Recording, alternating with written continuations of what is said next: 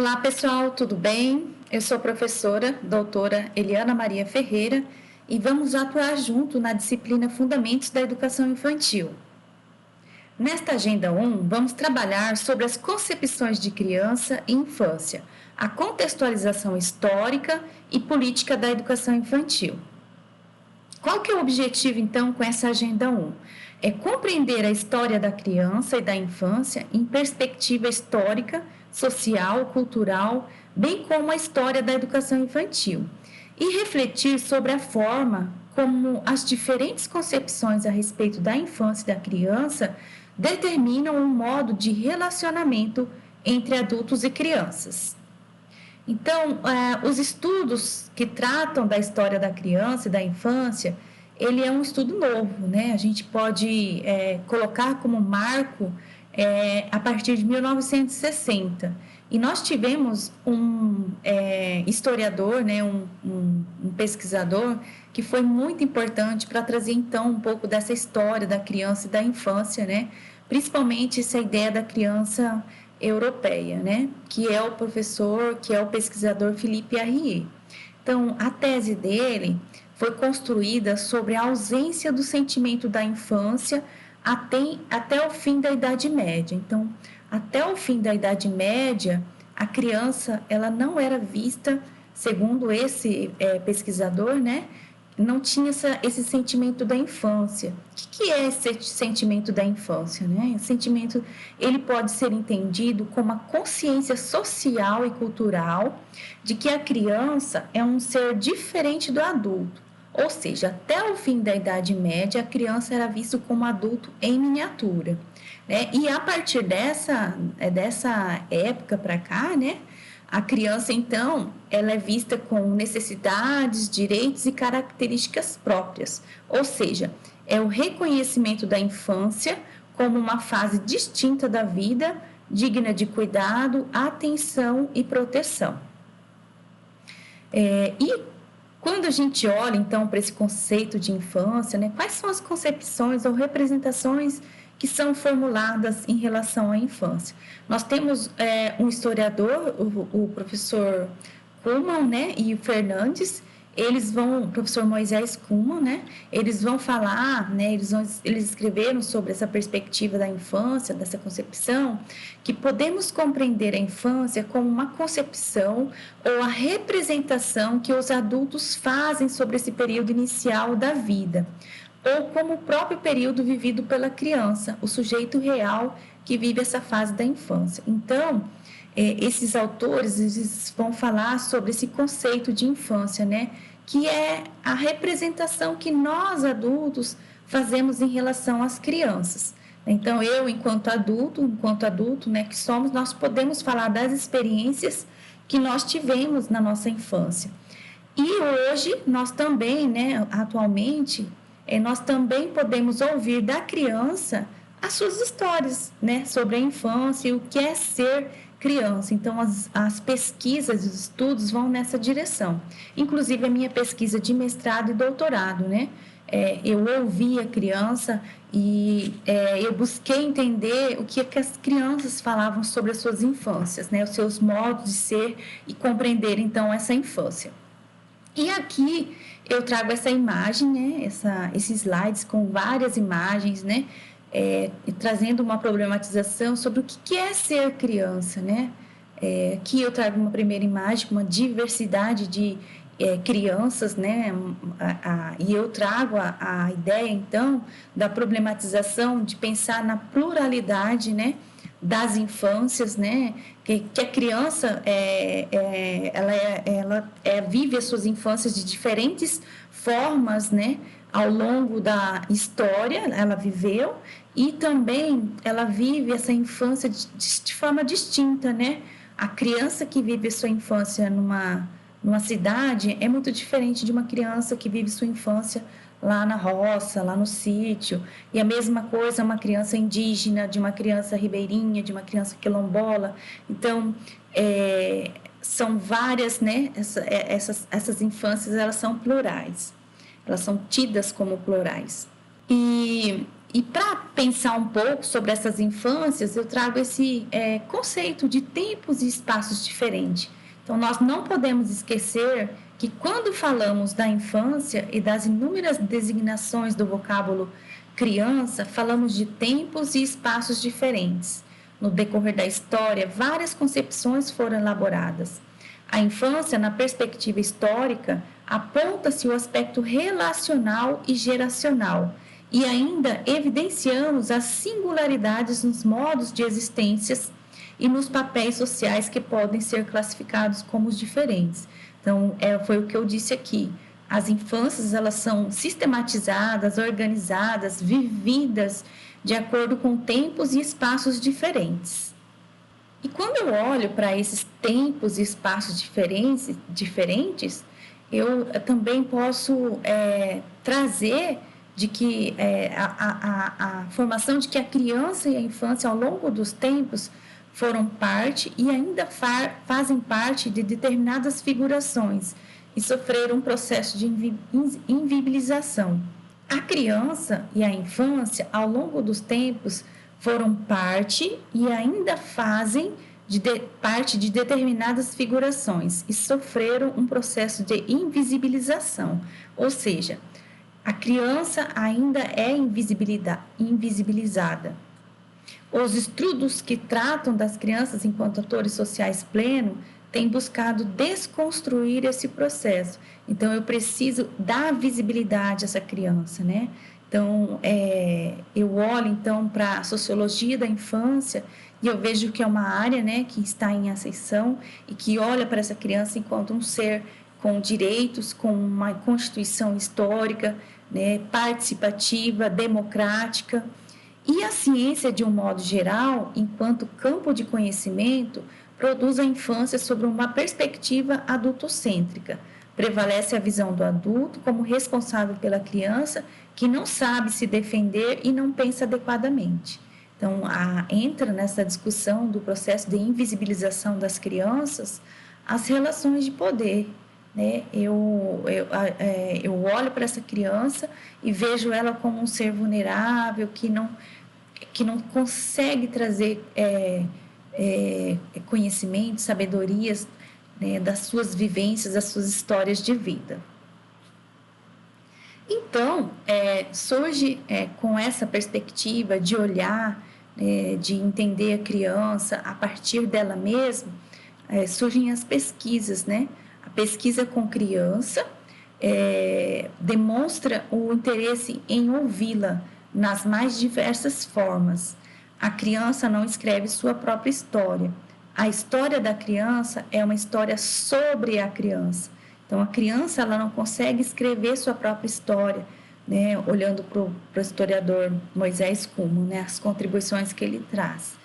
E nós, então, estamos construindo formas diferentes e criativas de olhar para a criança hoje, no sentido de ouvi-las, o que resulta em novas fontes, novos objetos e instrumentos metodológicos complexos. Então, hoje existe toda uma perspectiva de ouvir a criança, né? Eu olho para a criança enquanto sujeito de estudo, de pesquisa, eu faço pesquisa com crianças, né? E aí eu construo essa perspectiva metodológica, né?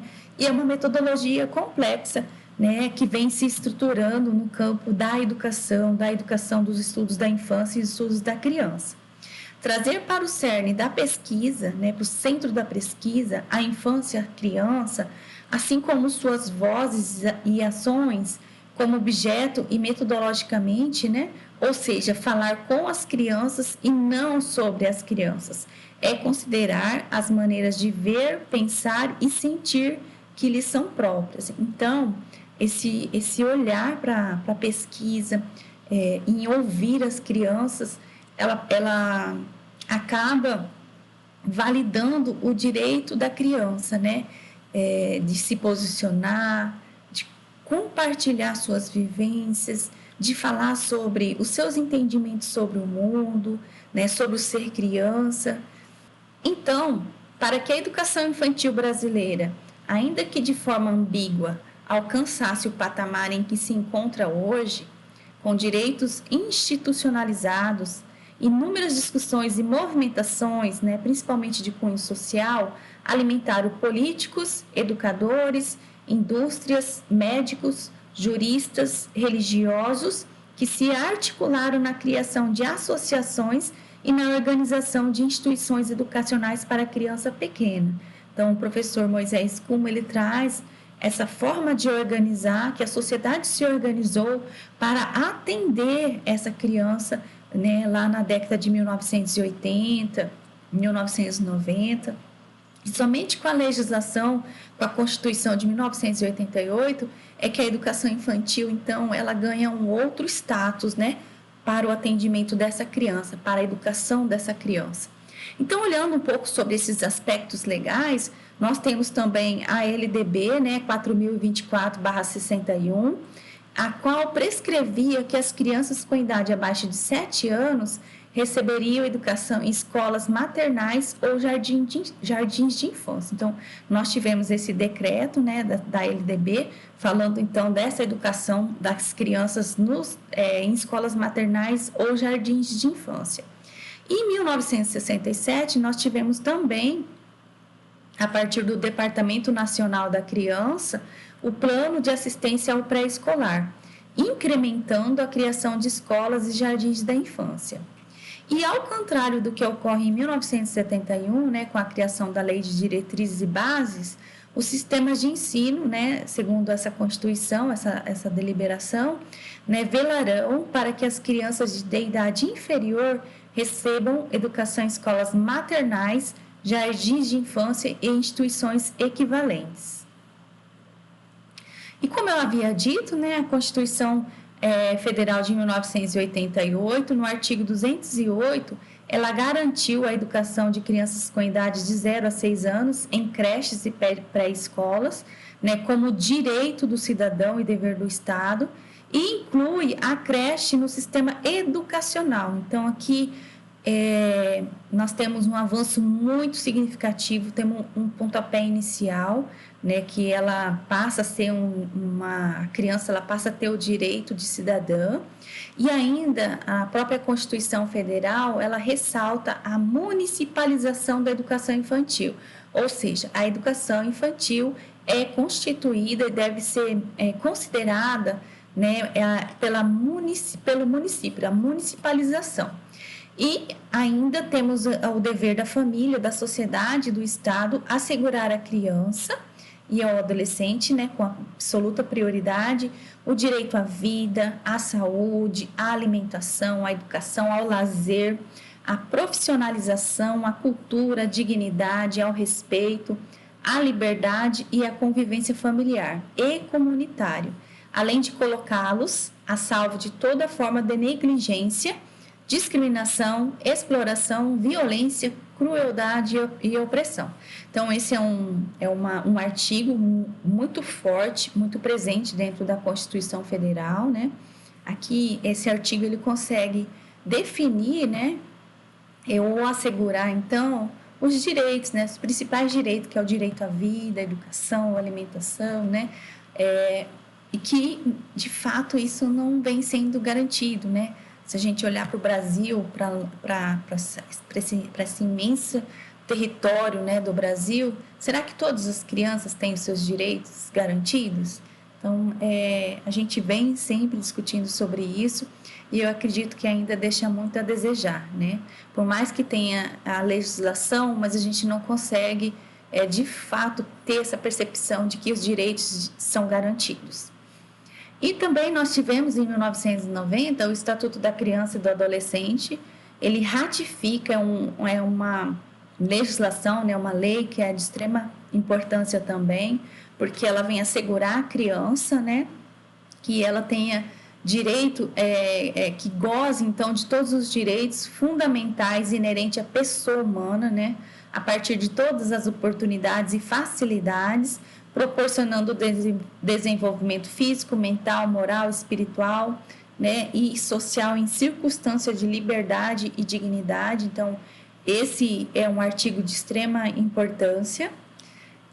Nós também temos a LDB, né, a Lei 9.394/96, que trata sobre o direito à educação infantil, né, como primeira etapa da educação básica, e tem como finalidade o desenvolvimento integral da criança até os 6 anos de idade, né, hoje já mudou, é até os 5 anos, 5 anos e 11 meses, em seus aspectos físico, psicológico, 5 anos, psicológico, intelectual e social, complementando a ação da família e da comunidade, né, aqui está dentro da legislação da LDB, e nós também,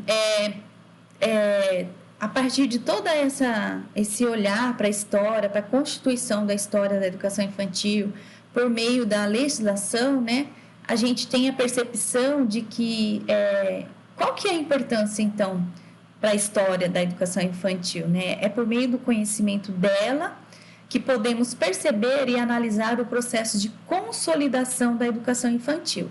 Ou seja, a história, ela traz por meio da legislação, por meio da construção, essa consolidação da educação infantil. E sua articulação com o sistema educativo estabelecido ao longo dos tempos e espaços. Então, essa forma de compreender o homem, o passado e o tempo para a história da educação infantil caracteriza-se como uma nova forma de problematizar o fazer história, apontando não o passado como objeto de ciência, mas o homem e sua produção do conhecimento. Então, é de extrema importância, né, destacar a história, né, na condução, então, da educação infantil, na percepção desse sistema educativo. Ok, pessoal? Então, para o momento hoje, era essa discussão. Esse material, ele está na íntegra, né, lá nos arquivos, né, de leitura obrigatória. Foi um material, um artigo que eu e a professora Magda Sarat, minha orientadora, né, de mestrado e doutorado, que nós escrevemos em 2003, logo após quando eu terminei meu mestrado. Ok? Agradeço a atenção de vocês, sigo à disposição para qualquer dúvida, né, no chat, nos fóruns de discussão, ou até mesmo pelos contatos de WhatsApp e e-mail. Até mais. Nos vemos na Agenda 2.